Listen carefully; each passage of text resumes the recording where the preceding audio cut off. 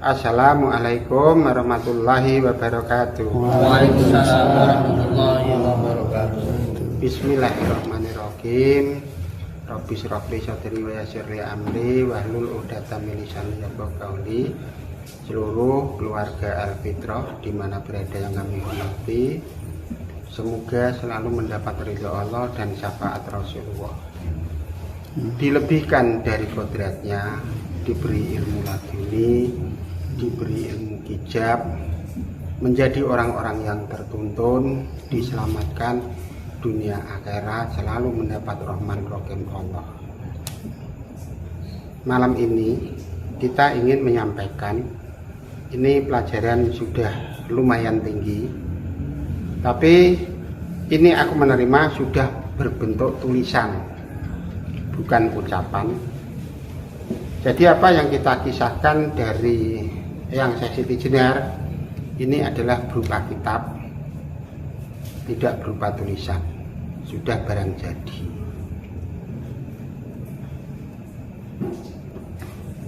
Panduannya pertama yaitu adalah tentang kandungan mikro cahaya Al-Quran dan seluruh ayat-ayat yang terkandung di dalamnya. Yang pertama, Nur Allah mempunyai mikro cahaya yang tiada terbatas.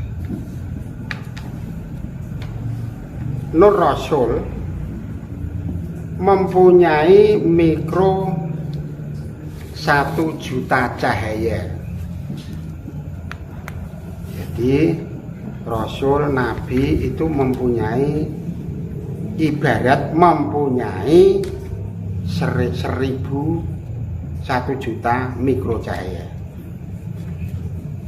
Wali itu mempunyai mikro cahaya 343 mikro cahaya. Guru mursyid, ini yang dimaksud dunia akhirat aku tidak tahu, intinya tulisannya seperti itu, mempunyai mikro cahaya 99 cahaya.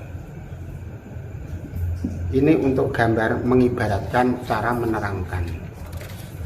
Terus orang kecil seperti kita semua itu mempunyai mikro cahaya 17. Jadi jauh berbeda. Sebab masing-masing ini kalau tidak dijelaskan dalam bentuk mikro, kita tidak bisa mengukur kapasitas tentang fadilah dan seterusnya.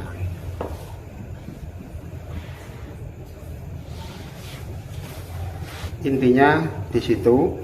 Terus ini rangkaian-rangkaiannya. Nur Allah tidak ada batasan.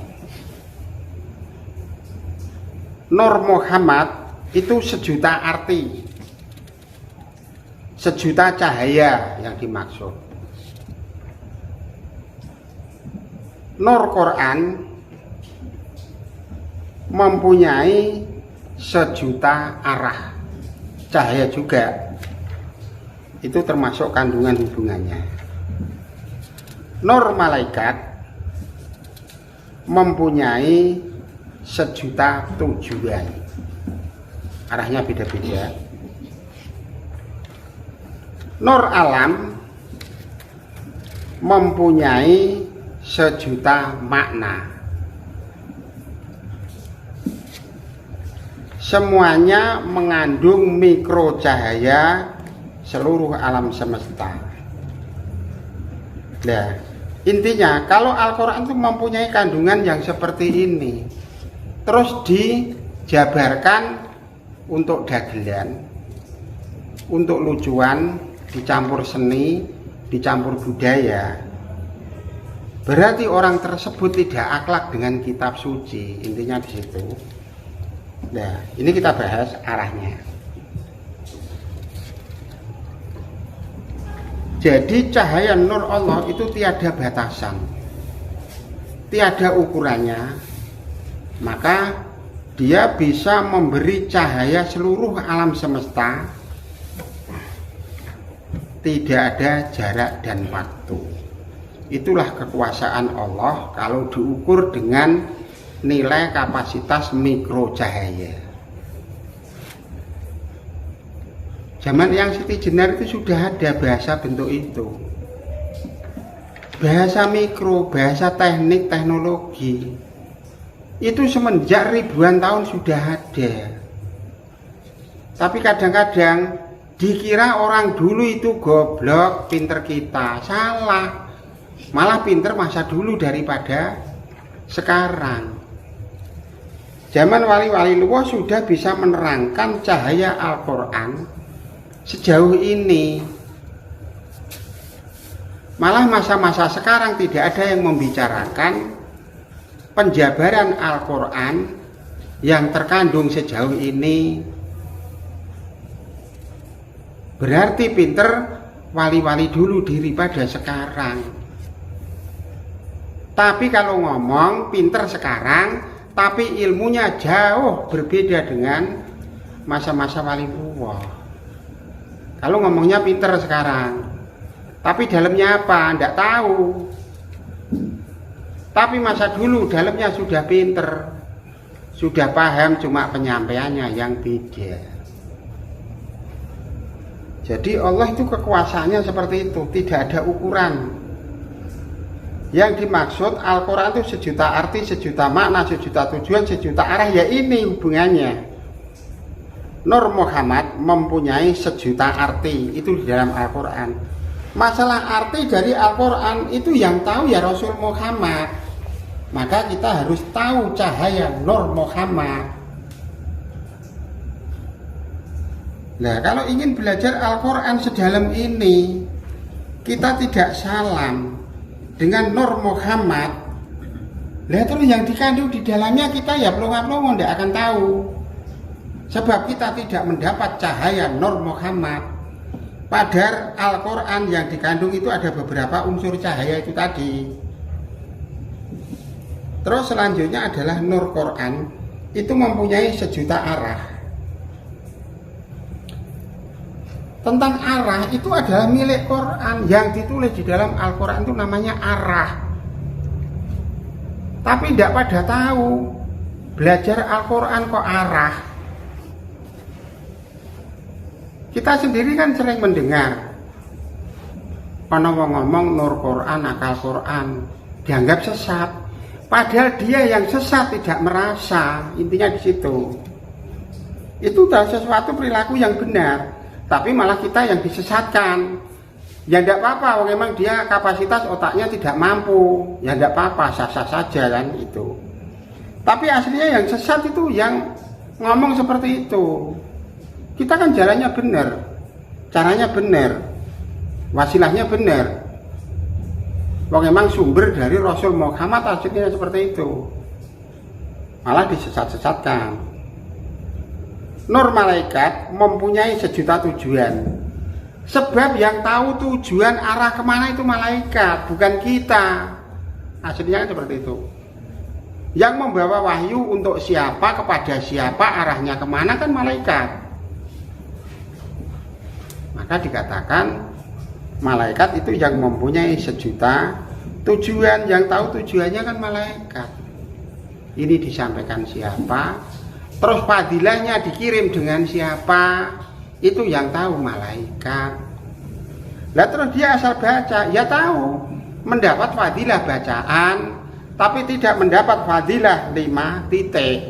Intinya di situ. Nur alam mempunyai sejuta makna. Yang ditulis di dalam Al-Quran itu adalah alam untuk praktek perjalanan kita. Jadi yang mempunyai makna itu yang digambarkan pada alam ini. Maka kita sering ngomong sejuta arti yang dibawa oleh Nur Muhammad, sejuta cahaya Al-Quran yang dibawa. Arah itu tentang Al-Quran itu sendiri, malaikat yang tahu tujuannya, alam yang tahu maknanya. Itu gambarannya seperti itu. Jadi kita ngomong, emang ada rumusnya. Kadang-kadang kita ngomong belum selesai sudah disesatkan oleh orang, padahal dia sendiri yang sesat. Itu kuncinya ada tadi titiknya, supaya kita bisa masuk belajar Al-Quran dengan benar. Itu adalah 5 titik. Itu adalah memasukkan cahaya nur Allah, nur Quran, nur Rasul, nur malaikat, nur alam. Terus sekarang juga sama, nur Allah, nur Muhammad, nur Quran, nur malaikat, nur alam. Semuanya unsurnya sama. Terus letak titiknya juga sama. Arah dan tujuannya sama. Intinya di situ. Berarti tidak ada yang tergelincir dalam bentuk menerangkan tentang mikro. Semua pas pada titiknya masing-masing.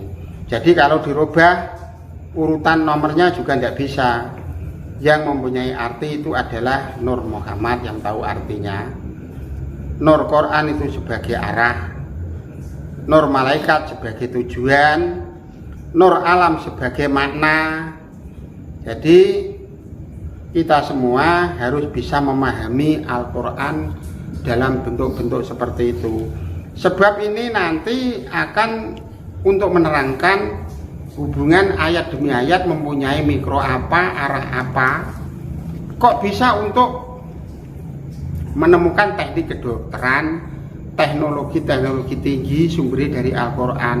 Itu nanti akan dijabarkan ayat manalah yang menjadi pesawat, ayat manalah yang jadi kesehatan, ayat mana yang jadi teknologi. Itu akan dijabarkan.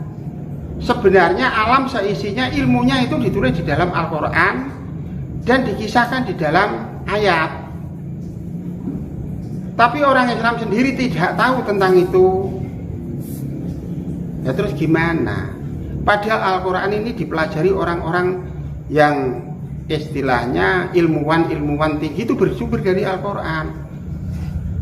Tapi Islam sendiri malah tidak tahu. Itulah anehnya. Maka jadi orang Islam sebenarnya tidak boleh sombong, ya di sini ini titiknya. Saya kira pesan malam ini sebatas ini, nanti kita jabarkan untuk selanjutnya. Saya kira cukup sekian supaya menjadi ilmu tambahan-tambahan pengalaman kita, supaya menjadi orang yang tidak sombong, tidak bangga, orang yang tidak besar kepala, intinya di situ. Kira cukup sekian. Wassalamualaikum warahmatullahi wabarakatuh. Waalaikumsalam.